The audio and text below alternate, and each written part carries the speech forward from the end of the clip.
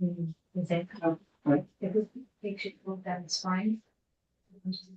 Yeah, that's because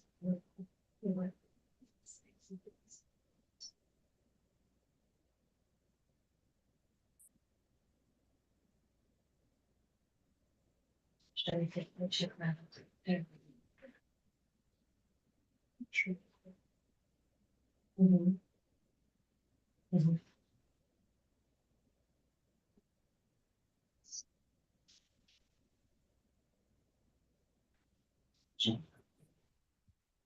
I'm just a big lot. Presentations. Yeah.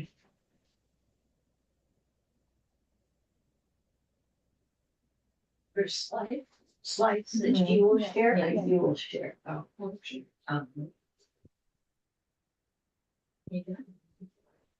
And you gave this talk in all of those places, essentially the Yes. same or mostly the same? Mostly the same. The one in Stanford was a difference because the others are all Armenian studies programs, so I mostly focus on the Armenian cases. Oh, okay. In Stanford, I talked about both the Armenian case and also the Bulgarian case together here.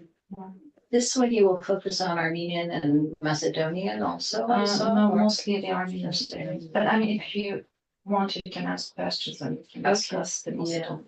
I noticed in the abstract it mentioned Macedonian.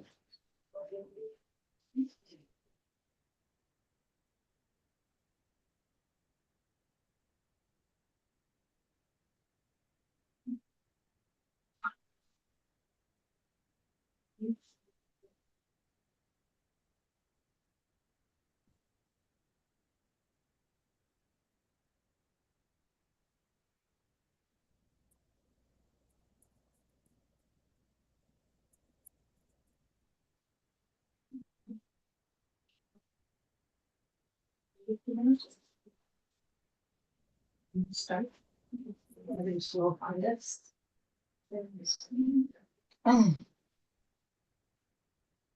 Start.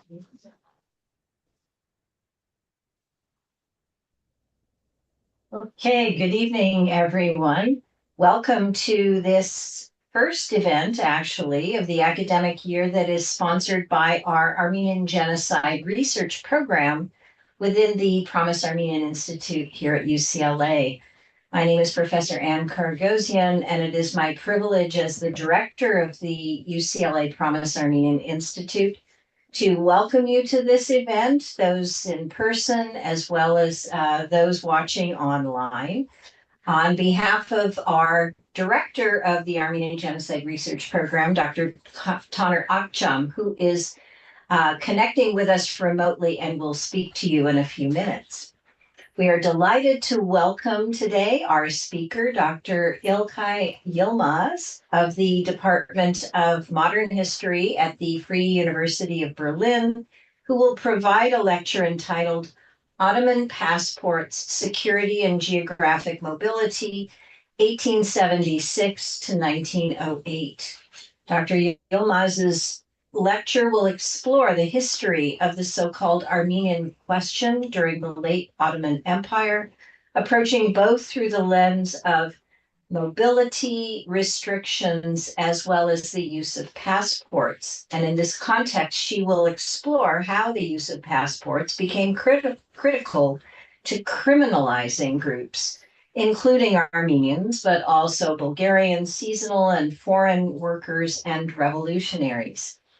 Let me mention that over the past couple of weeks, Dr. Yılmaz has been traveling around the United States in delivering variations on this lecture at a number of universities. She comes to us from UCLA, having visited the University of Michigan's Center for Armenian Studies, Stanford University's Middle East Studies Department, UC Berkeley's Armenian Studies program, and the Armenian Studies program at Cal State Fresno. All of these universities are co-sponsors of our lecture today, as is the National Association of Armenian Studies and Research, or NASR. And we are grateful to Dr. Yılmaz for including UCLA in her very busy schedule. On behalf of UCLA, I would like to acknowledge our presence here on the traditional, ancestral, and unceded territory of the indigenous Gabrielino Tonga peoples. It is a privilege for our institution to acknowledge the history of the land on which we are established. Now, before I move on with our program, let me just mention a few procedural items. First, let me note that this event is being recorded for future viewing on our Promise Armenian Institute YouTube channel, and in fact is visible now on our Zoom through the webinar platform as well as YouTube. For those of you in the audience, when the talk is concluded, please feel free to raise your hand and ask questions of our speaker.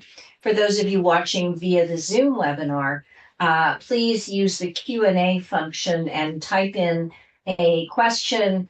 And please try to be as clear and succinct as possible in your questions, and we will address as many of them as practical to our speaker. And for those on Zoom, in the unlikely event that the Zoom webinar drops for any reason, please just connect right back to the same link, as it will put you back into our Zoom session. And so now I am delighted to turn over the webinar to, or hybrid webinar, to Dr. Taner Akçam, who is our inaugural director of our Armenian Genocide Research Program within the Promise Armenian Institute, connecting to us from Washington, D.C., I believe. So, Taner, I will now turn the event over to you for an introduction in more detail of our speaker. Thank you so much, Anne.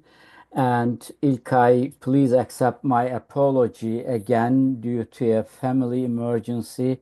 I couldn't be in person in LA and host you there, but I am sure we will find other opportunities.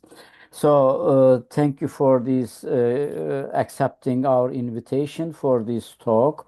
Let me introduce first our speakers to you, to the listeners, and tell also a couple of sentences about her topic. İlkay Yılmaz is currently a DFG, German Research Foundation funded research associate in the Department of Modern History at Freie Universität Berlin. She previously served as an Einstein senior researcher in the same department between 2014 and 2019 with some interruptions. She was a research associate at Leibniz Zentrum Moderner Orient. Before moving to Berlin, she worked as an assistant professor at Istanbul University from 2014 to 2017. İlkay is one of the academics known as peace academics, advocating for peace on Kurdish issue. She faced a criminal investigation for signing the peace declaration and was forced to leave Turkey. Her articles have been published in several journals, such as Journal of Historical Sociology, Middle Eastern Studies, Journal of Ottoman and Turkish Studies. Her research interests include the history of security, passport history, trans-imperial collaborating on policing, state formation, and the history of violence in the late Ottoman Empire.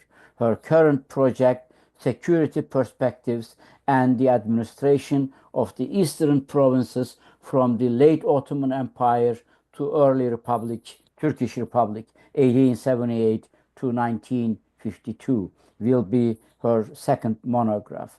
And let me also tell you a couple of sentences about her talk today. It is about her latest book. In her book, Ottoman Passport, İlkay Yılmaz reconsiders the history of two significant political issues, the Armenians and Macedonian questions. As you may know, these two questions were the two important cornerstones of the Berlin Agreement of 1878.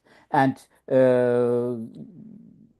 she reconsiders the history of these two significant political issues, Armenians and Macedonian questions, through the lens of mobility, restrictions during the late Ottoman Empire from 1876 to 1908, and Yılmaz investigates how Ottoman security perceptions and the travel regulations were closely linked to transnational security regimes combating anarchism. The Ottoman government targeted internal threats to the regime with security policies that created new categories of suspects, utilizing concepts such as vagrant, conspirators, and anarchists. Yılmaz explores how mobility restrictions and the use of passport became critical tools in criminalizing groups, including Armenians, Bulgarians, seasonal and foreign workers, and the revolutionaries. And undoubtedly, İlkay's treatment of the subject offers to us a new perspective on the Ottoman Armenian question and the Armenian genocide. And you will also surprise to find the parallels between 1890s, the Ottoman period, and today's treatment of different ethnic groups in the Middle East. Please join me in welcoming İlkay Yılmaz. Dear İlkay, the floor is yours.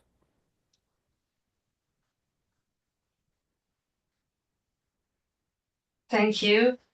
It's such a pleasure to be here to share my work with you. So, yes. So, okay. Yeah. Thank you. Yeah.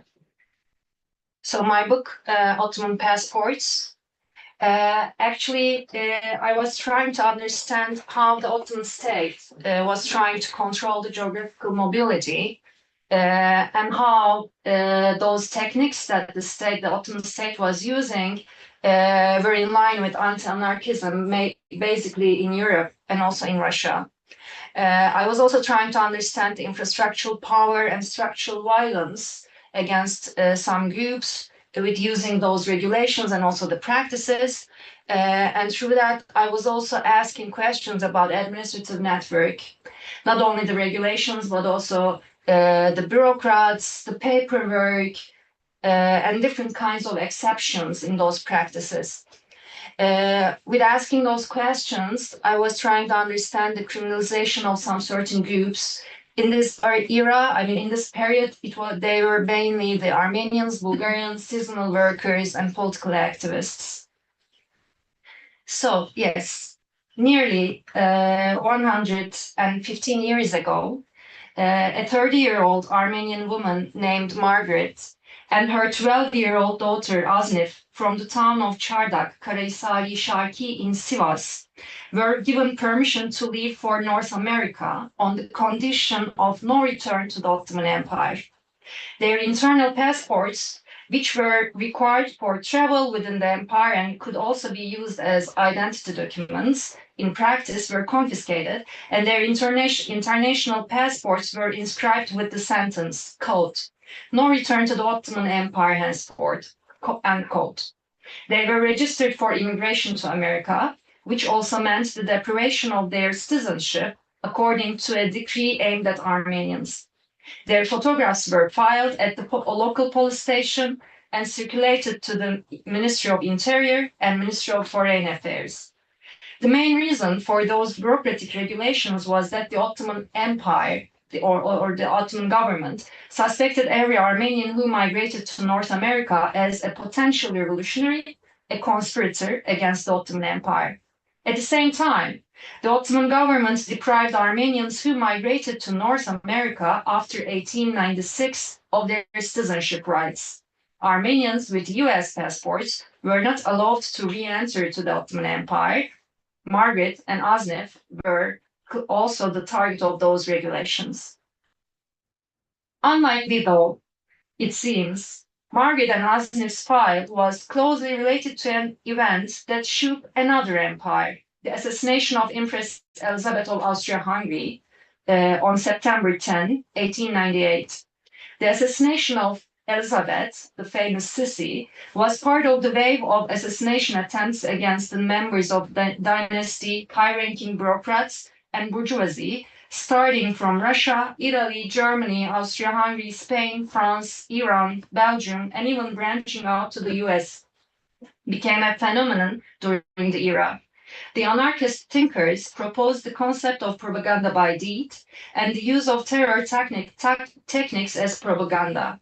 I'm using terror because during that time, the anarchists themselves using this concept, but not the government. So it was a bit different back then, yeah. So propaganda by deed or direct action was predicted on the idea that masses may only be stirred up and awareness can be raised through practicing propaganda by deed, as the impact of mass meetings, daily newspapers, declarations are limited in as much as manipulated by bourgeoisie.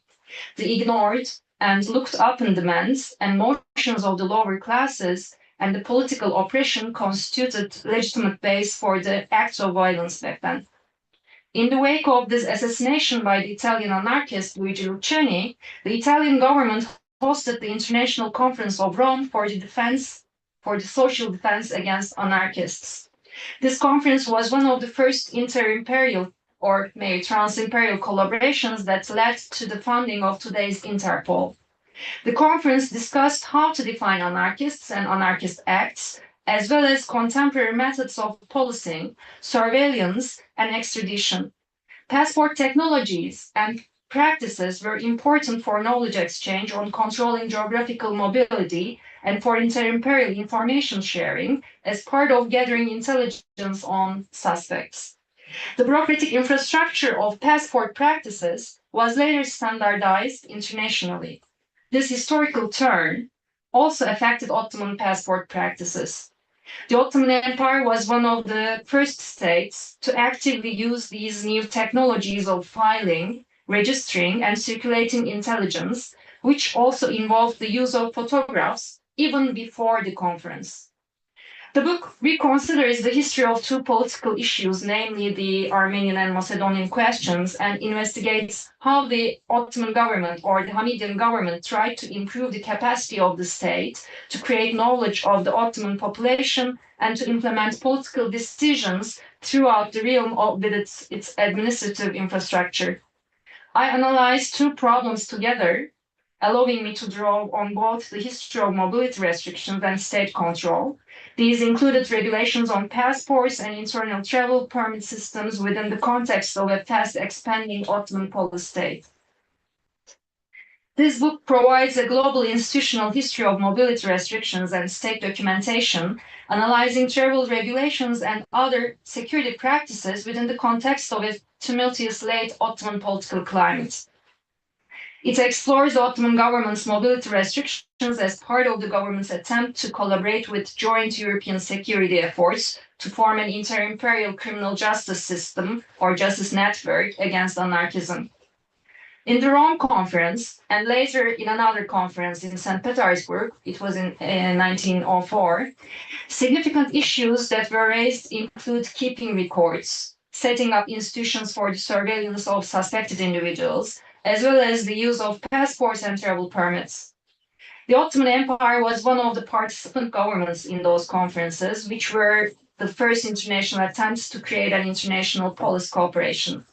The new constellations of Ottoman passport practices were part of the everyday politics of security and can only be examined by placing them in the context of those political questions, both of which took place in frontier regions of the empire and anti-anarchism, of course, during the late Ottoman era. This book explores how mobility restrictions became critical to targeting groups, including Armenians, Bulgarians, seasonal and foreign workers, and revolutionaries. The aim of the book is threefold. First, it investigates the international and internal security aspects of the Armenian and Macedonian questions in the late Ottoman period. It analyzes how these two important political topics became issues of security for the Ottoman government. In doing so, it discusses the different political demands, not only from the political elites in Bulgarian and Armenian communities, but also from revolutionaries as internal dimensions in the Ottoman domestic political context. It further examines how international political conflicts affected the Ottoman government's approach to those political issues. Macedonia and Eastern Anatolia were marked by interstate competition, massacres, paramilitary violence, as well as extra-legal state violence. Instead of analyzing these two regions with regional exceptionalism, I tried to examine these frontier regions as part of the debates on state formation. And this book addresses mobility controls in these regions in the discussions of control over territory and people. Second, the book explores the violent tactics of revolutionaries and anarchists, as well as the international police cooperation that rose against such violence. Acts of terror or propaganda by elite became a potent propaganda tools, and the Ottoman government responded with force, drawing on old and new security concepts to legitimize its newly oppressive tactics. The Ottoman government also joined in on international security collaborations against anarchism, as it sought to crack down on the overlapping categories of working class foreigners, Armenians and Bulgarians. Third, the book takes up the official discourse surrounding mobility restrictions, as well as how they played out in practice, comparing both to those being enacted in rival empires across Europe. In this way, the book situates the Ottomans within global debates on migration, control over geographical mobility, and police collaboration that arose in the late 19th century. Taking up these new policies on surveillance, mobility, and control offers a timely look at the origins of contemporary immigration debates and the historical development of terrorism and counterterrorism. Amidst the radical movements that opposed the period of Sultan Abdülhamit II, questions of mobility haunted Ottoman state elites, who searched for new security tools to exert state control. Here, the book deploys mobility to refer not only to emigration or immigration, but also all kinds of movement, whether voluntary travel or forced displacement. The government grew more and more suspicious of particular classes of Bulgarians and Armenians, particularly those who were seasonal and trans-imperial workers. These and other imperial subjects were deemed threats as potential revolutionaries and members of secret societies. In this way, the government developed suspicions about the Armenian poor and Bulgarians, quote, who might join the revolutionary circles, end quote. This book investigates the Ottoman methods of control during this period and asks three main questions. So, what was the political context that shaped Ottoman security policies on geographical mobility? Which discursive traditions did authorities draw on to define suspects, and how did they craft discourses to cast these groups as serious threats? Moreover, which mobility restrictions were enacted, and how did these measures play out in practice? To answer these questions, this book investigates not a specific region, but a certain set of practices. This work further draws on critical security studies, critical theories of power, and historical sociology, and includes theories of modern state formation.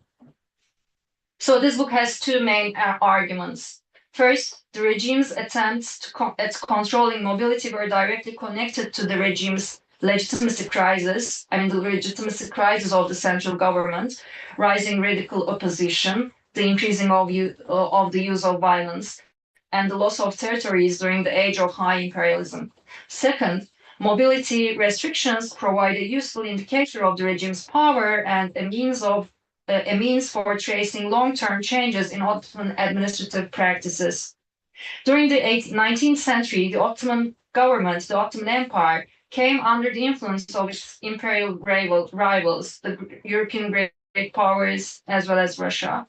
And the Ottoman government started to conceptualize its own internal problems with reference to European and Russian colonial expansion, especially after the Treaty of Berlin. As a result, it targeted the internal threats to the regime with new security practices or policies that created new categories of suspects. This process also produced a new regime of internal passports, aimed at controlling the state's newly defined internal enemies. Sovereignty, modern power, and security created new versions of marginalities and criminalization of certain groups, and helped the state define new classes of subjects. These marginalities were usually attached to an ethnic and sometimes to a class identity, which can be traced in Ottoman passport practices. Challenges to that sovereignty gave rise to new attempts to restrict mobility. By building on these concepts, this book claims that the intersection of sovereignty, modern power, and security can be discussed via passport policies during the Hamidian era. The passport regulations and internal passport regulation provides us with important insights into the ways the state positioned itself in relation with the Ottoman society and how the state perceives the foreigners who enter to the Ottoman Empire. So passport controls were mainly registered in police documents when exercised on persons who were identified as threat elements. Most of the archival documents deal with internal passport controls mainly on the seasonal workers' arrivals and departures from Istanbul, to and from Istanbul. Nonetheless, in the Hamidian era, precisely the Armenian seasonal workers, mostly porters, coachmen, construction workers, firefighters, were regarded as the potential vagrants, conspirators, and anarchists because of the possible political mobilization of Armenians. In the Hamidian era, the fear of political mobilization of lower classes by the means of nationalisms was attached with the fear of violent acts like bomb attacks, assassination attempts, and so on. And this conjuncture was also evident in relevance to the internal passport checks to control the traffic of Istanbul, which was practiced as a preventive mechanism against the political actions. Using those documents allowed me to connect those historical issues and open the discussion that argues the relation between security definitions, mechanisms that paved the way to control geographical mobility, and their effects on how the Ottoman government defined its internal enemies, which then created the structural violence towards the ones who were labeled as suspect elements or conspirators. One of the most important questions in the era was who can take a passport or an internal passport. Although the central authorities were accurate about eliminating the illegal conditions on passport practices or not issue passports to the people without necessary qualifications, it's obvious that there were a lot of problems concerning these subjects. People whose entrances were forbidden could not receive internal passports from the authorities. However, the nodal point of the issue is that the internal passport code was not enough to identify the acceptable holders according to the state elites. Thus, there were lots of correspondences between the administrative offices about the practice of the regulation, mostly after the political demonstrations or actions of propaganda by the general pattern in internal passport controls was the restrictions of the travel to the capital city. Considering the fear of a potential rebellion was central to the threat perception of the political elites. Thus, the control on arrivals and departures to and from Istanbul was one of the most significant questions in the archival documents, especially after the political actions. The controls in the ports on people heading to Istanbul seems important. One of the significant issues for the government was that all the passengers without internal passports must be arrested and treated according to the internal passport code.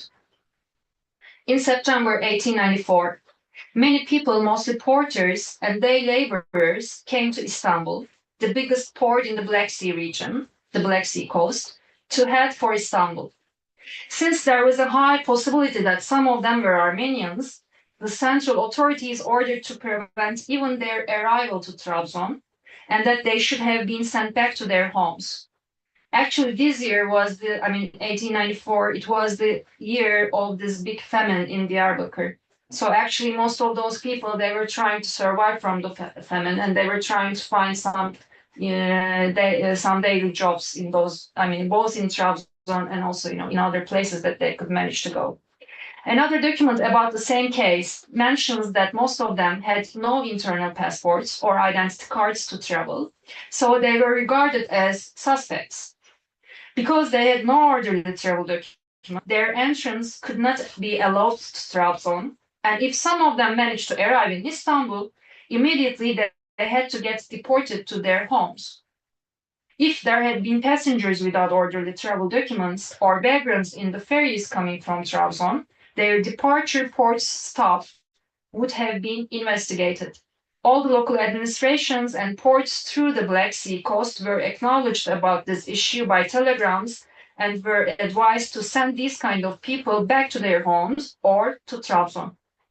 The decree about not to issue internal passports to suspects and seditious people or conspirators was one of the central measures to eliminate the entrances to Istanbul from the other ports of Ottoman Empire by vagrants on mid-May 1896. In 1888, the Ottoman government banned immigration to US. The US government announced that it had little use for more labor migration, and the Ottoman government's decision to prevent those wishing to go to America was communicated to the provinces on late March 1888. At this time, a group of 70 Armenians from Harput had come to Istanbul with the aim of finding factory work in the United States. But their migration was prevented. They were returned to their homelands at the government's cost. The related document stated that after this point, passports would not be issued to those with questionable or seditious aims wishing to go to the US or another country to find work. The notification from the US that it no longer needed labor was not based on the perception of a political threat. It was more of an economic decision, actually. Yet the Ottoman state elites operated based primarily on their own security concerns and saw geographical mobility tied to labor migration as related to the revolutionary Armenians' illegitimate political aims. Armenians continued to travel to North America, though mainly via smuggling networks, and the Ottoman government tried to continue surveillance of suspicious Armenians simply because of the impossibility of performing routine controls over every Armenian aiming to travel on foreign ships. Another factor in prohibiting immigration to the US was the bilateral agreement between that country and the Ottoman Empire, which in its English version granted impunity to American citizens from arrest and Ottoman jurisdiction. The Turkish version of the agreement was different. Maybe later we can talk about it. But anyways, because the Ottoman government's main concern here was the possibility of a conspiracy by revolutionary Armenian Americans who could travel back to the Ottoman Empire, the prohibition remained in place until 1896. According to the Ottoman nationality law of 1869, quote, only the central authorities can dispense the permission to expatriate and order banishment or expulsion of those who expatriate without permission, end quote. So Ottoman Armenians who gained US citizenship without the permission from the Ottoman Empire were still Ottoman citizens under this law. And the Ottoman Empire claimed jurisdiction rights over them. On the advice of Minister of Police Hüseyin Nazım Pasha, the Prime Minister decided to use this law and the passport regulations, and Armenians who left for the United States without having their documents in order were labeled as fugitives, firari, in the Ottoman legal framework. So even if these Armenians returned to the Ottoman Empire with orderly US passports, their entry would be strictly prohibited, and if they somehow entered anyway, they were considered as fugitives. Moreover, if they traveled to the Ottoman Empire by ship, they were to be deported back to the US on the very same ship. The Ottoman government made another administrative regulation that added further complexity to passport practices toward Armenian immigrants. Gaining US citizenship would deprive them of their property and inheritance rights in the Ottoman Empire.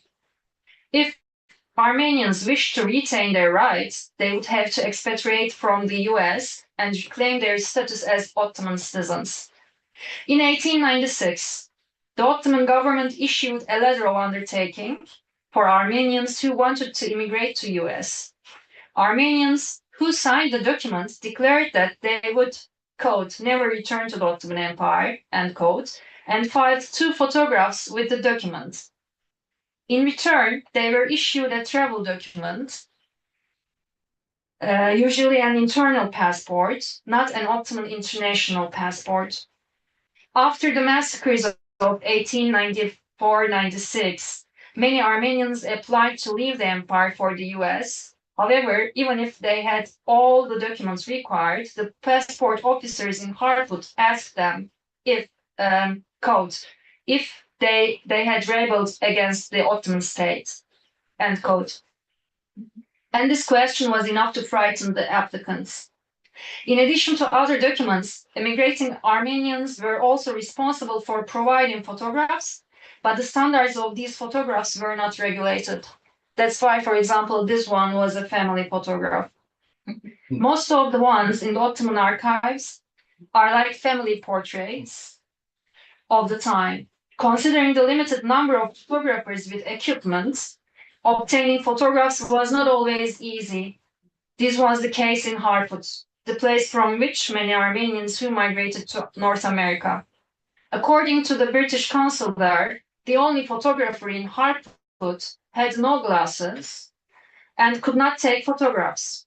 And this problem was solved with the involvement of the British consulate, but it took nearly 6 months to have those glasses from London. The filing of those photographs was a new administrative procedure for the Ottoman bureaucracy. And according to a later Minister of Internal Affairs decision, 12 copies of each photograph with payment for more than 2 photographs made from the ministry's budget, because it's obviously it was too much, like 12 when you think about the 19th century. And they were supposed to be taken and held by the port commissions. Some administrative centers had freelance photographers.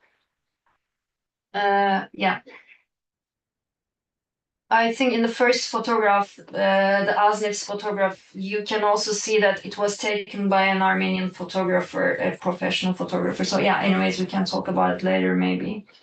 Yeah, anyway, so some of them, they were using freelance photographers, and in some police stations, officers were trained to take photographs. Those photographs were supposed to be circulated to different Ottoman ports and police stations.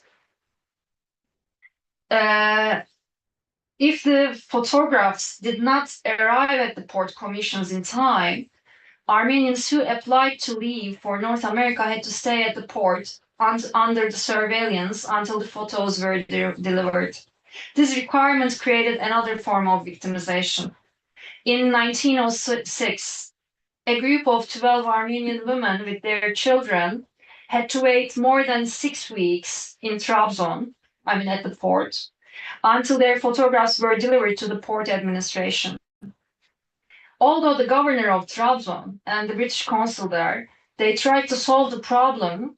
They tried to negotiate with the central government. Actually, they could not. The regulation was strictly adhered to without exception. So those women and children, they had to wait until the photographs came. Restrictions on Armenian mobility were aimed not only at those seeking to immigrate to North America. For instance, a group of Armenians from Mush who had been in Cluj in Romania for a number of years and who wished to return to their homelands without passing through Istanbul were refused passports on the grounds of a ban on the return of Armenians.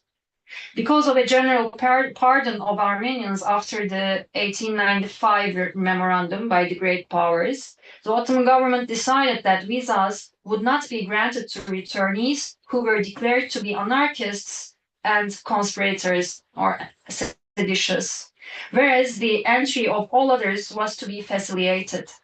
To prevent the return of Armenians who had left the Ottoman Empire for foreign countries under instructions never to return, their identity documents were seized and a note was added about this to their passports.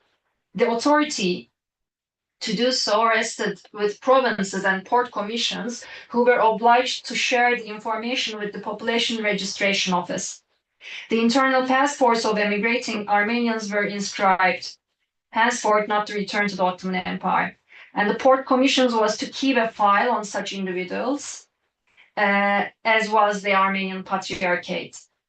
Armenians who left the country with orderly documents and who wished to return would not be granted passports.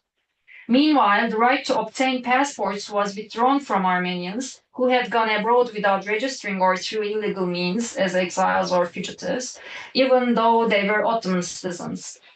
The denial of passports to Armenians who wished to travel to Iran also points to how the empire or the Ottoman government determined where certain of its subjects could and could not go. The phrasing of notations in formal documents ensured clear communication between bureaucratic offices, although notations in such documents also used phrases not found in any regulation. And the transformation of each of these documents into a source of intelligence rendered apparent the administrative network. The notations on passports stated such things as henceforth not to return to the Ottoman Empire. In some instances, the authorities or the bureaucrats, they were using red ink to label the passports. In some cases, they were using some letters like F. F means facade or conspirator or mischief to the passports, and so on. So it also indicates that the holder was considered as seditious or suspect. Yeah. And these unusual administrative acts were formed within the security policies of the Ottoman government. Practices related to travel documents took shape in terms of the perception of threat, and alongside the administrative network, they served to spread symbolic violence within society. During and after the massacres of the mid-1890s, numerous Armenians left the country mostly for Europe and Russia, and were prohibited from returning. With the Ottoman government's resistance to the reform program under the Berlin Treaty, France, Russia, and Great Britain sent the Memorandum of 1895 to the Ottoman government concerning the Armenian community in the eastern provinces. On October 20, the Ottoman government responded by saying that it would prepare a reform scheme. And responding to international pressure, Sultan Abdülhamit II declared an amnesty, a pardon, that permitted Armenians to return between 9th of December and 19th of December, 1896. The file about this amnesty shows very interesting cases and correspondences. One day after, 20th of December, 25 Armenians came with a Georgian ferry, but the police did not let them land because it was the end of the amnesty. They just missed the deadline. It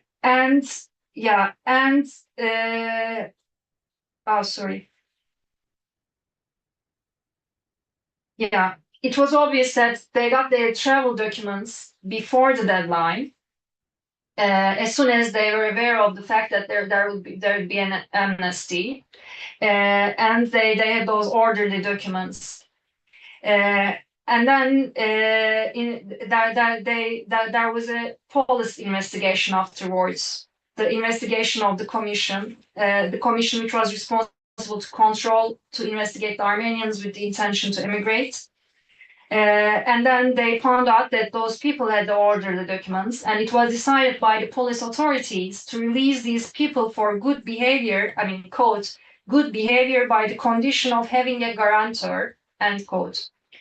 The information based on the intelligence services about lots of Armenians coming by Georgian ferries and the presence of conspirators among them caused the decision of preventing all those people landing.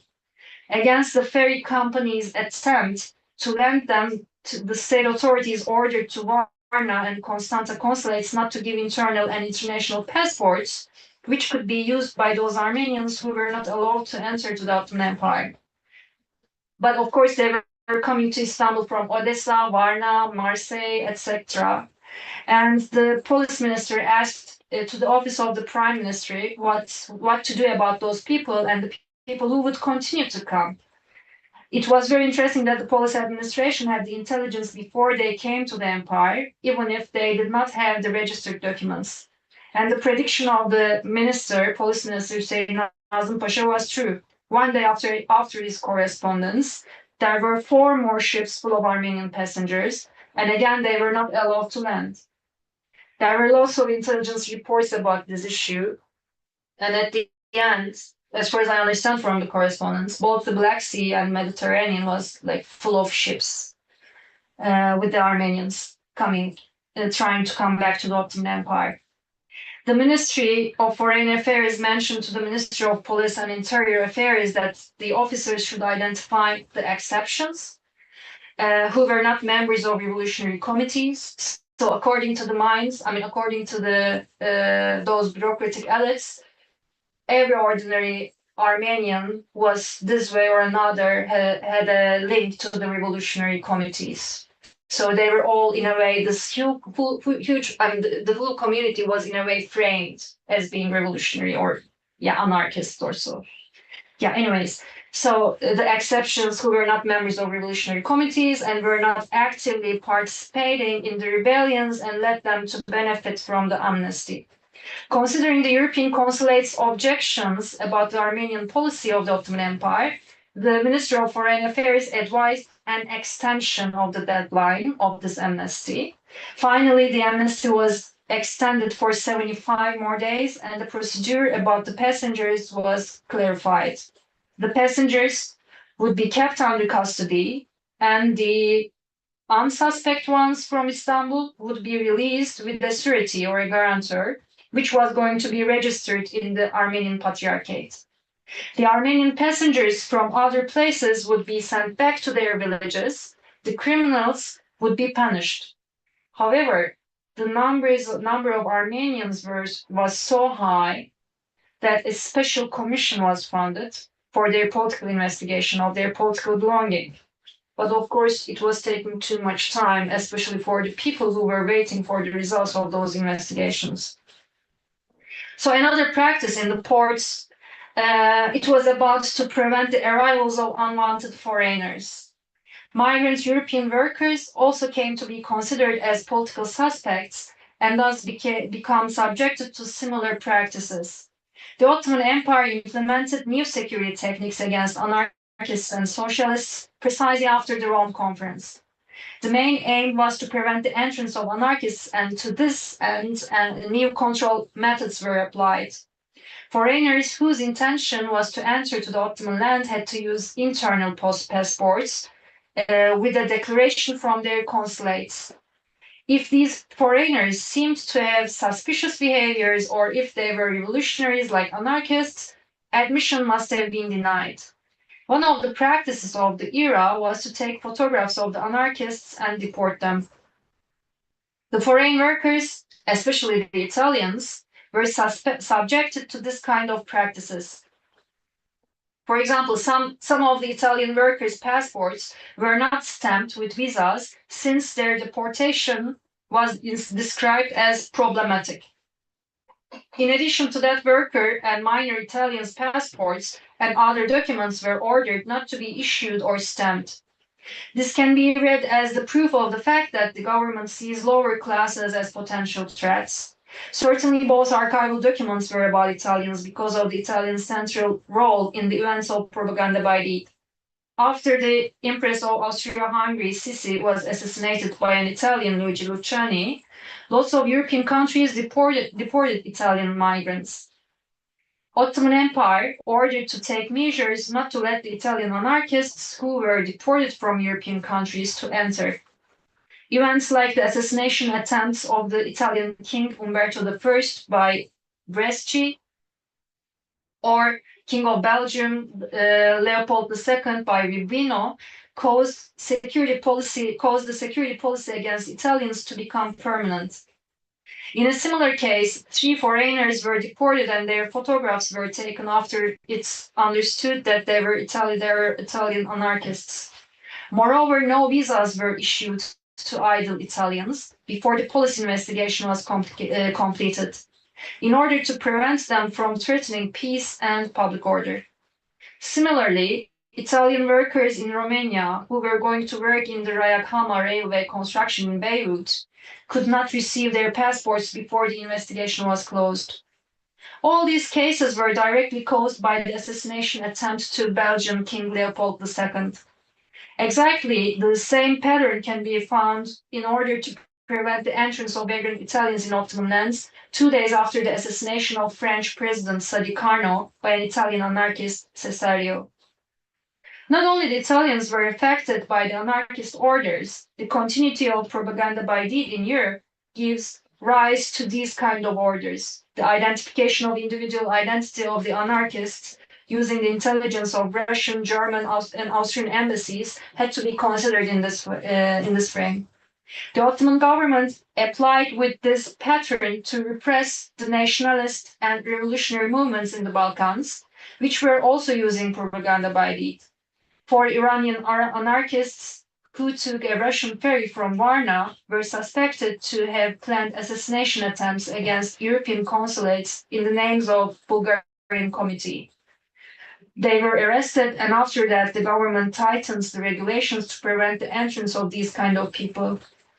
The Thessaloniki bombings of 1903, which were organized by the anarchist circle Gemici's and by the Supreme Macedonian Committee, caused the deportations of Bulgarians who came from abroad. Another practice to prevent the entrance of anarchists was investigations of the foreign workers in order to check if they were anarchists or socialists. For this purpose, the registers of the workers' names and residences were checked by using the intelligence from the consulates.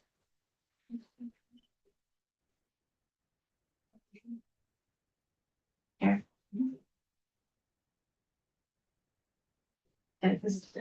Yes. Yeah.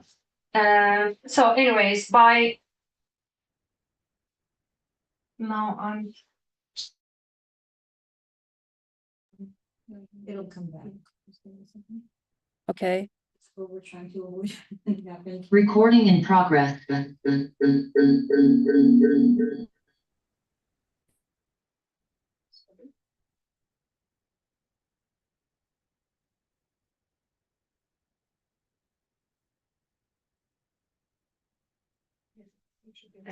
yeah, okay. Okay, and how can I change the, yeah, okay, now it's worked. Yeah, thanks. So, yeah, anyway, so by drawing on the correspondence between the ranks of imperial and local bureaucracy, this book provides an account on the legal and administrative structures, regulations, and practices.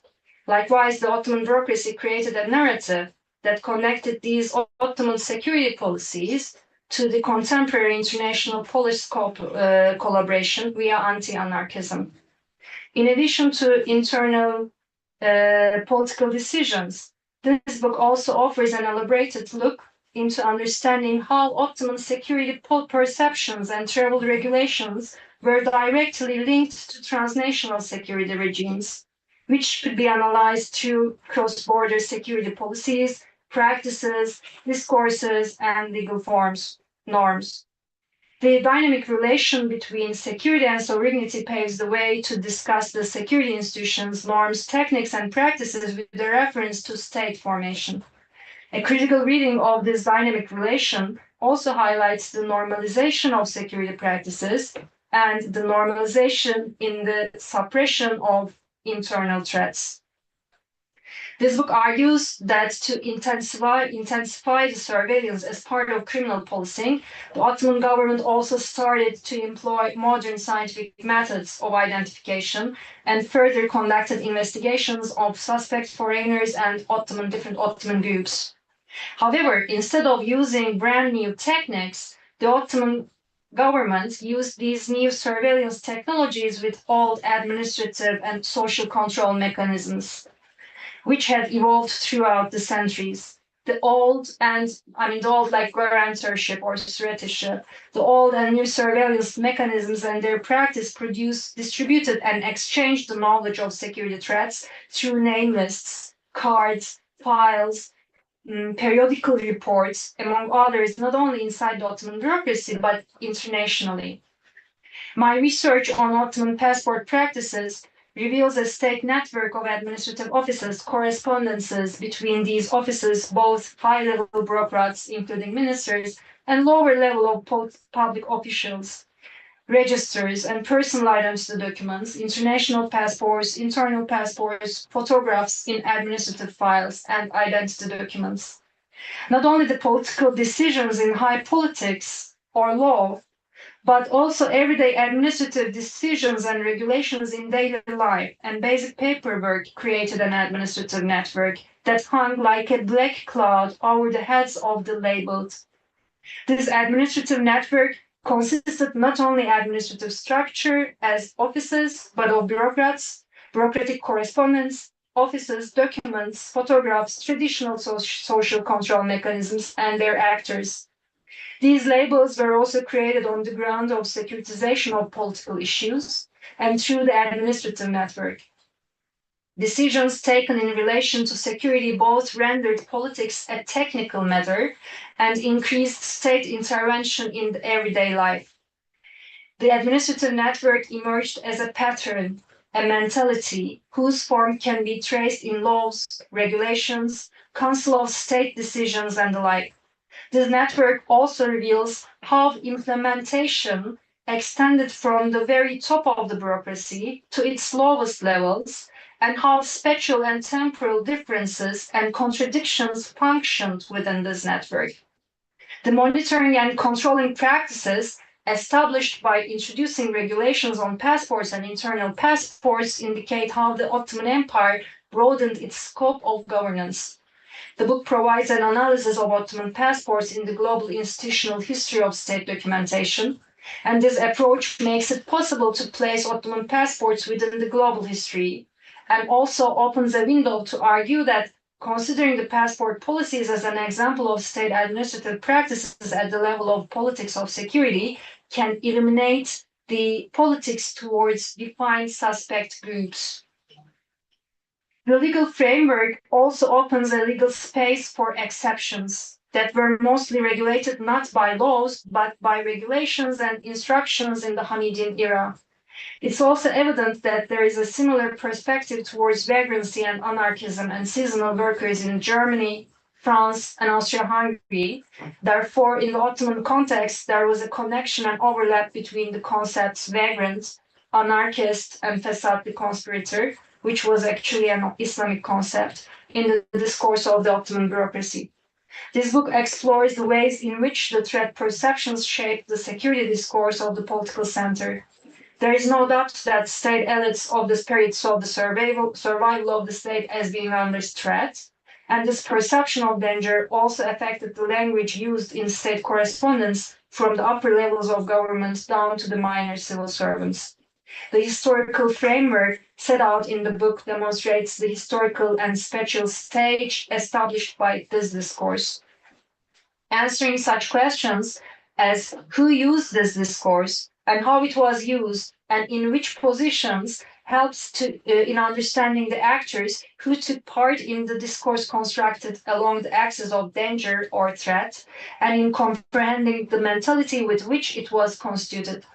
Thus, when attempting to understand the roles of those who use the discourse of danger and how they positioned themselves, we must also seek to understand the place of groups constructed as the objects of this discourse within the state perceptions of threat and its security mentality. The book also discusses the discourse of the center and the ways in which the state read the relations between the fundamental actors. So analyzing the state's mentality through the discourse of its bureaucrats who represented its institutions reveals how certain meanings and representational forms in the institutional political field dominated over others, and how the state made use of this discursive field in question to achieve its security aims. In light of the fact that the discursive reflection of the state's mentality was built on an accumulation of knowledge, a key question we must ask is how the state classified and interpreted the information it held. One question of undeniable importance is whether through the discourse that the state constructed, there existed a connection between the critical events of the era and the administrative political changes that took shape in these moments.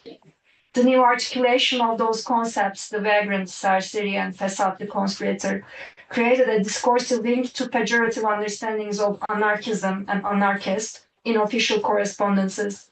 This security discourse also referred to the concept of social order and the pan-Islamic discourse that the Hamidian era disseminated to obtain legitimacy in the domestic and international spheres. It also refers to the security ideology, which dwells on the intention of unifying the empire against internal and external enemies. The aim of the book consists of examining the relation between these emergent threat perceptions of the political center by using discourse analysis and the new regulations on geographical mobilization. These discursive tubes paved the way for the process of labeling through administrative practices, labeling individuals the administration deemed suspect. Considering the fact that these concepts had also legal meanings in Ottoman criminal law, Vagrancy Act, and passport codes, their use in the Ottoman administration manifests how the state defined who remained inside and outside its definition of citizenship. With the concurrent use of Ottoman archival documents, Ottoman passports seeks answers to these questions by focusing on the systemic attempts on regulating the geographical mobility, which played a key role in facilitating security policies and marginalization of some certain groups. Thank you.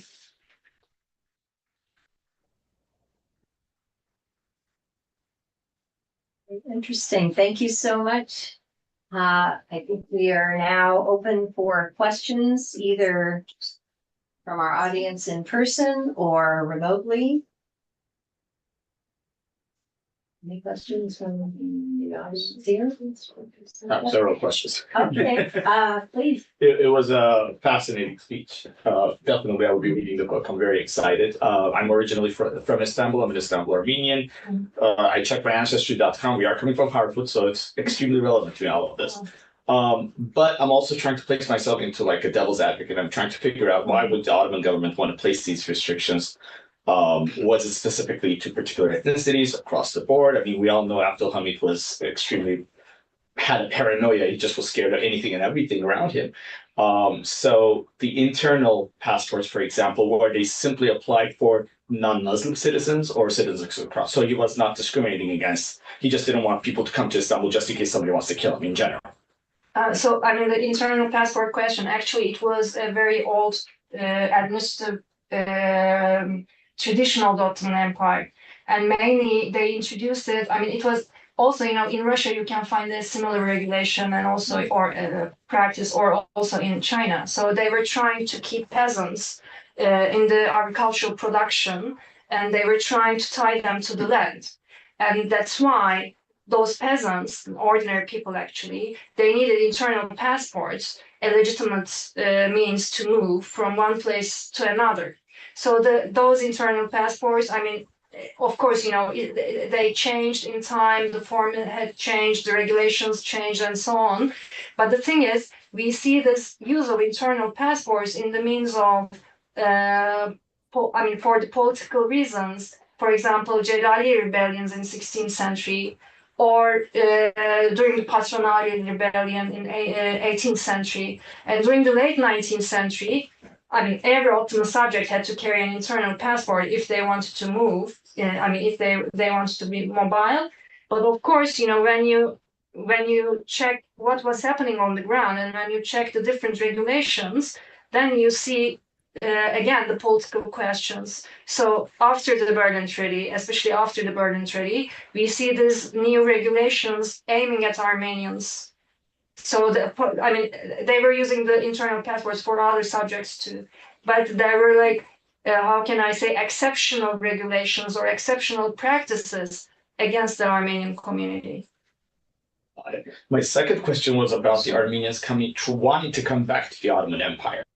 like, why would you want to come back to the Ottoman Empire if it's such a scary location to live to begin with? Like all these people that you mentioned, the ships and ships of Armenians were trying to get back into the Ottoman Empire. Was there any analysis behind this? I mean, like, why would an ordinary Armenian want to come back? Unless you are a revolutionary, you do want to attack against the empire. I mean, what is the, like, how could the empire be convinced that these are really cool Armenians that want to come back to my empire? Because it was the Heimat, the German word for that, the homeland. Yeah. So, and they were still the first generation of migrants, if I can say like that. I'm living in Germany. I'm a first generation of a migrant, like, you know, because I moved from Istanbul to Berlin, and still Istanbul is my homeland.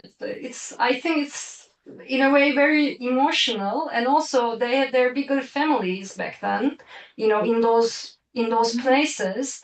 And although the Ottoman Empire, you know, tried to, in a way, the government was trying to keep them. In another way, they were trying to get rid of them. You know, but still, some of them, they also had land. Some of them, they also had inheritance and so on. But the main reason was, yeah, it was their homeland. And for most of as far as I understand from the documents, for most of those people, in the first place, they migrated to those countries as a temporary solution, and always dreaming, go back to their homelands. Mhm. Can I ask, just following up on that, you mentioned that Abdul Hamid II during 1896 in December, there was a very narrow window of time where there was so-called amnesty, and Armenians and perhaps others were allowed to come back.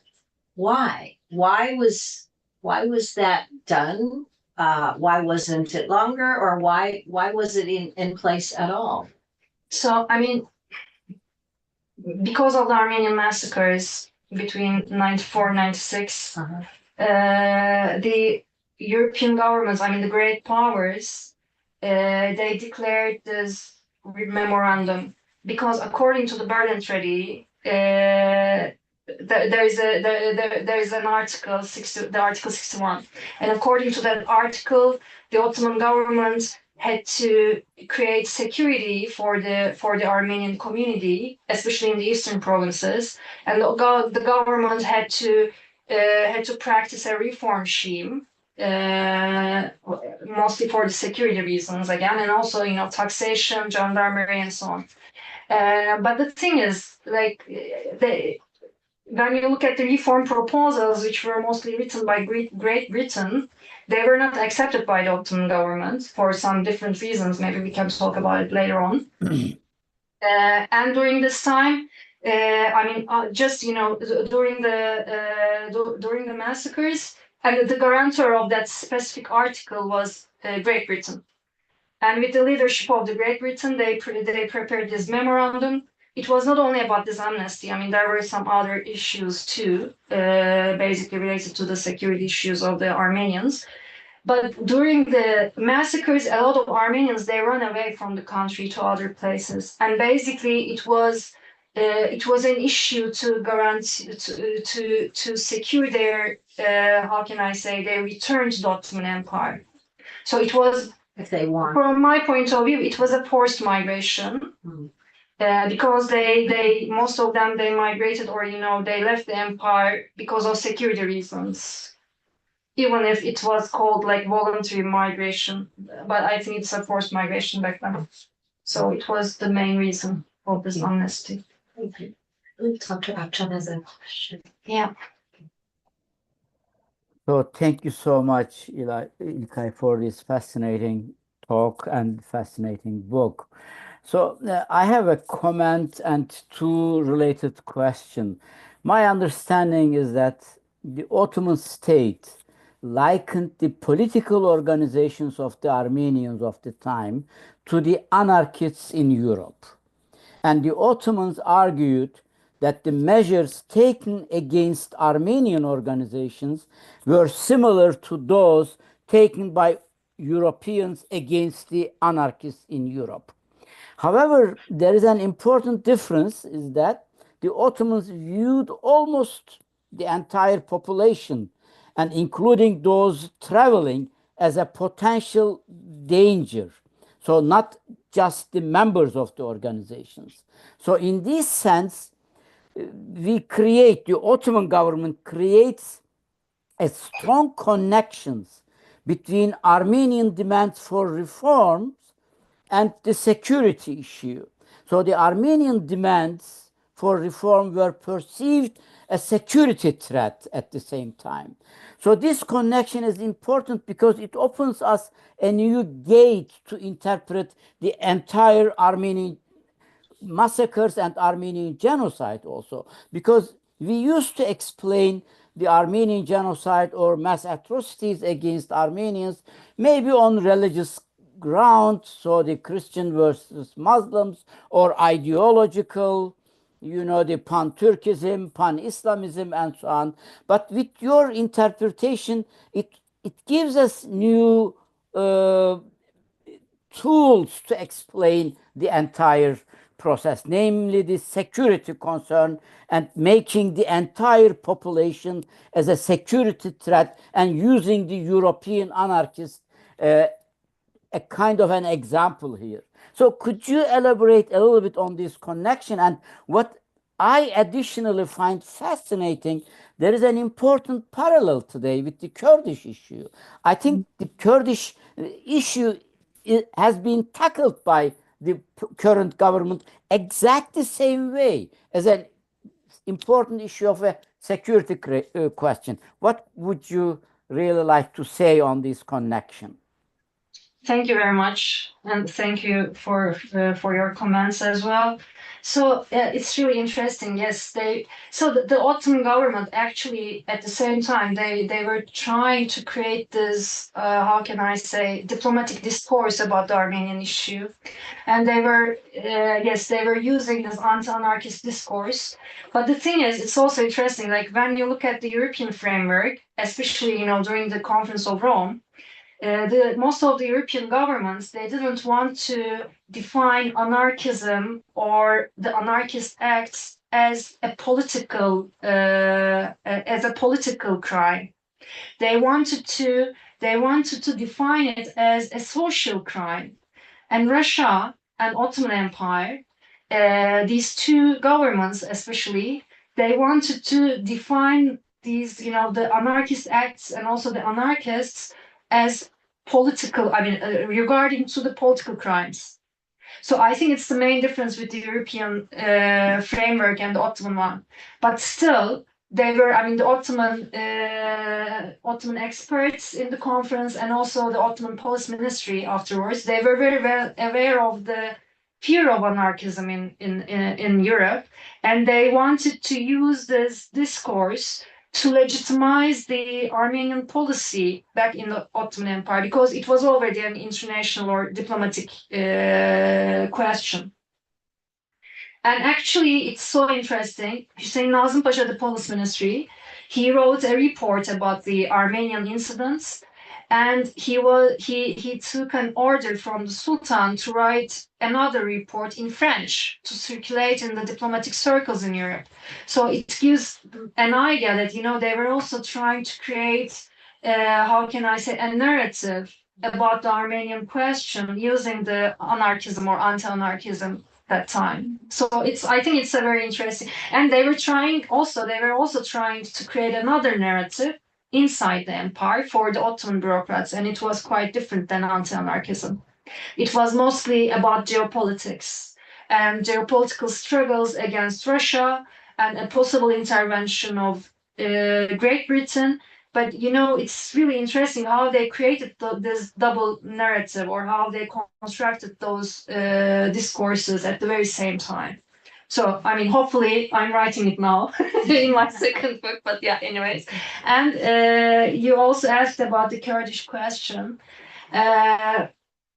Yes, I also think same. I think the same. Like on the one hand, we see that the current Turkish government or the president, he is trying to create his own Kurdish elites, maybe we can say, by using some political positions and so on.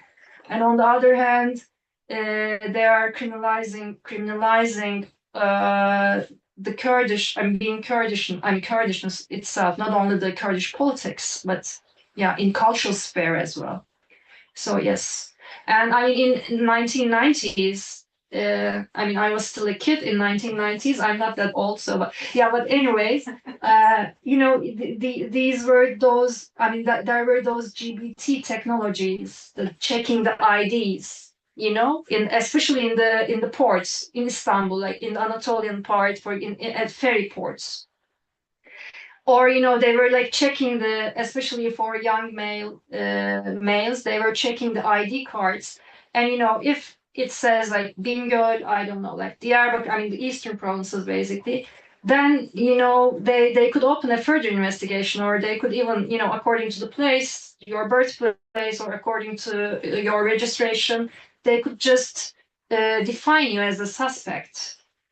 So in that sense, I find it really similar, those technologies. I mean, now they improved those technologies, and even the passport technologies. I think there was another turn after 9/11, if I can say. It was also very useful for different governments as well. So yeah.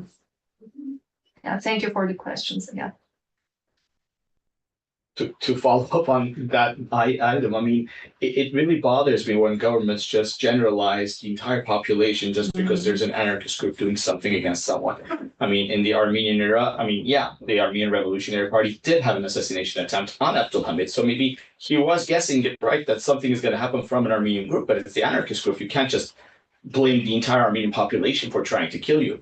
Likewise, I mean, if we're looking at Israel today, due to Hamas, every innocent Palestinian citizen is equally to be blamed because they cannot separate Hamas from an average Palestinian. And this will just repeat itself. It's just part of history, I guess. The governments are just too cautious. They're like, okay, the good one will just die with the bad one. And it's really unfair. Yeah, and unfortunately, it's also about the population policies. Yeah, exactly. I mean, it's, you know, because when you label a whole group as a threat, or, you know, as a security issue, then, you know, it also paves the way to create new kinds or dark kinds of population policies. And in the Ottoman era, like, you know, after the mid 90s, I mean, during and after the massacres, we see different attempts in the means of population policies. You know, I don't say that there is a direct, how can I say, there is a direct link that, you know, it caused the genocide. But the thing is, what had happened, it's created this atmosphere that made the genocide possible. Both using those pejorative identifications or, you know, concepts for some certain groups, I mean, in this case, the Armenians, and also, you know, creating those new administrative structures, new policing techniques, and afterwards, you know, after a while, violence against Armenians, both the physical violence and also the structural violence, they all became normal. They were normalized. And I think it's made it possible that the genocide in that sense and in that, how can I say, scale, possible. Yeah. I mean, it's my opinion, of course, but yeah. Yeah. Can I add something? Can we conclude that it was kind of demographic engineering policy in that region by the government to make Armenians minority in their homeland, kind of like making it possible, because we see throughout the history how the Ottoman government tried to make Armenians minority, because if they are majority in their like in the provinces, it was kind of an issue, right? So I don't know if, I mean, so it continues throughout, like it is a part of. Because they have historical evidence. The Greeks and the Bulgarians were the majority and they were able to split away from the empire. So who would be next, right? I mean, who will be next? so therefore, let's just spread them around and get rid of the not allow necessary them distinction again to come back to their homeland, No. because okay, you left, you never come back, you never ask for anything. I mean, right? So yeah, I mean, it was part of the population policies, those travel bans or, you know, regulations. But in one of my articles, a recent article, I also wrote about it, this Anatolian reform. It was, you know, after the Berlin Treaty. So the thing is, like, you know, when you look at the British proposals, the British, they want to, so I think they were all connected. What was happening historically, and then the Ottoman response. So the British government, in one of those reform proposals, they wanted to create those different zones like they did in India. They tried to create those like Armenian zones in the provinces and the Kurdish zones, but it was quite difficult and it was nearly impossible because of this semi-nomadic lifestyle during that time. And of course, Ottoman Empire didn't want it because then, then there would be like strict regions, the Armenian region and the Kurdish region, and instead of doing that, they tried to create new administrative the new administrative borders, especially for the townships, using the new population techniques. And according to that, in every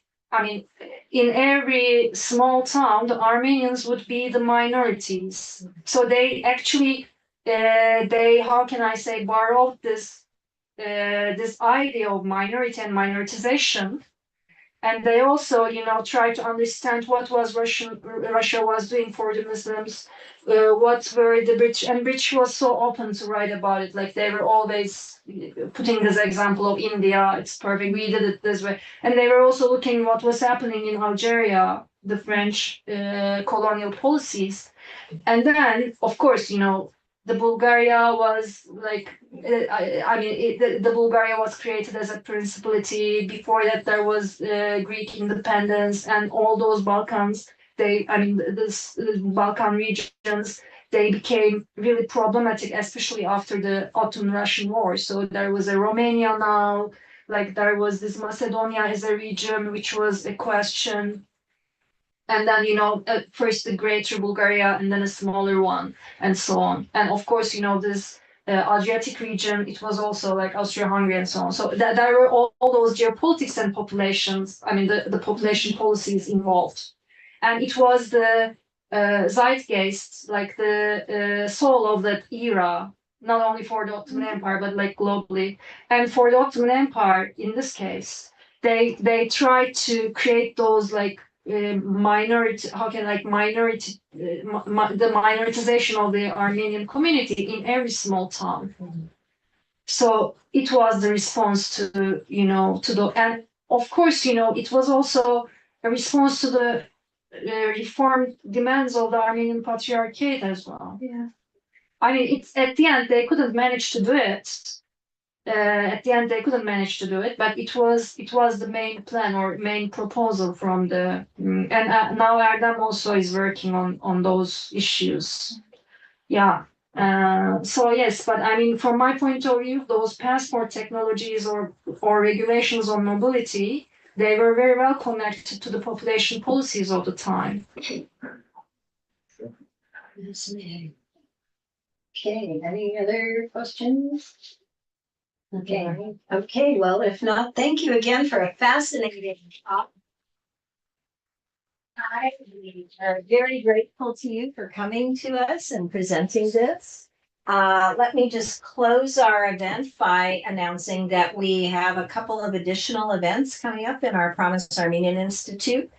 A week from this coming Friday, on Friday, November 15 at 6:30 p.m., the Promise Armenian Institute is very delighted to partner with the Armenian Film Foundation to host a screening of Michael Hagopian's recently remastered film, Strangers in a Promised Land. This is an hour-long documentary that focuses on the struggles that the first Armenian immigrants in the Central Valley in Fresno and adjacent areas encountered, and their survival, how they thrived in this environment and established farms and vineyards that became extremely successful over many generations. After the film, there will be a conversation between the well-known filmmaker Carla Garabedian and Mr. Brian Bedrosian, who is a well-known community member from Fresno. So please consult our website, plan to attend. This will be in our Bridges Theater, and this is an in-person event only. This will not be live streamed. This will not be on Zoom or YouTube. Later in the month of November, we will be hosting a lecture by Dr. Sita Dadoyan on the subject of an analytical discursive tripod, the Armenian Mahmet, Pax Islamica, and Quran. And this is a lecture that will be on, let's see, I didn't happen to write down the date. It's November 21st, a Thursday. This will be part of UCLA's International Institute's Education Week, and this will be hosted by Dr. Peter Cowie. So we encourage you to attend. Once again, thank you for your participation. Thank you to our speaker. Thank you especially to Nanar Hartunian, as well as Hasmi Bagdasarian and Anna Alexanian for assisting with our event today. Thank you to Tanner, and he's still here, I guess. We're sorry you could not be here in person, but thank you for connecting, and we wish you all a good rest of the evening. Thank you.